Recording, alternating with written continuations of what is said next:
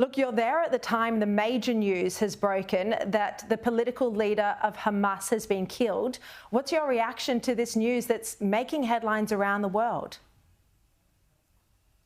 Well, Sharri, there are media reports obviously at the moment, but we know that Hamas is a terrorist organisation. We know that they were responsible for the brutal slaughter of literally, well, over a longer period of time, thousands of people. And we know that they were the mastermind behind the October 7 atrocities. So, like we know with Al-Qaeda and other terrorist organisations, they pose a threat to our way of life. They certainly pose an existential threat to the Israeli people, and you would expect the Israelis to take action, particularly given the slaughter that took place on October 7. Mr. Dutton, you've met with Israeli Prime Minister Benjamin Netanyahu. This is a very significant meeting, the first Australian politician to meet with him since October 7. What did you discuss? Well, we had about an hour meeting, which was quite lengthy, and he had his national security team there as well. So it was high level, and I was very grateful for the access and the time that he gave to us. As you know, Israel has provided intelligence to Australia over a period of time, which has resulted in the lives of Australian diggers being saved in the Middle East. And I think it's a relationship that we need to rebuild, that we need to restore, and that we need to respect. And I sent a very clear message on behalf of the coalition that should we win the next election, we look forward to the relationship becoming stronger and making sure that we can build off the platform of previous prime ministers where the relationship has been close, it has been strong, and to our mutual benefit.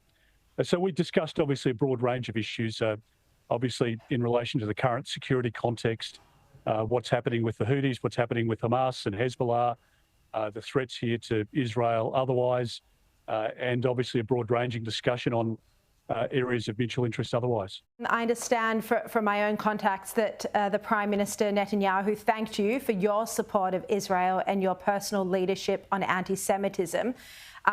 In your answer to me before, you used the word rebuild, that you indicated to Netanyahu that if a coalition team was in government, you would rebuild the relationship between Israel and Australia.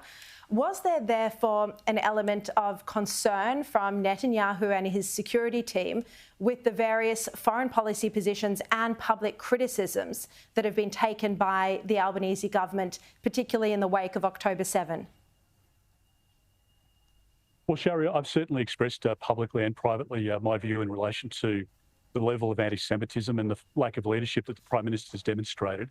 I think most Australians recognise that now. It was a time for the Prime Minister to stand up when that unruly mob stepped onto the forecourt in Sydney at the Opera House.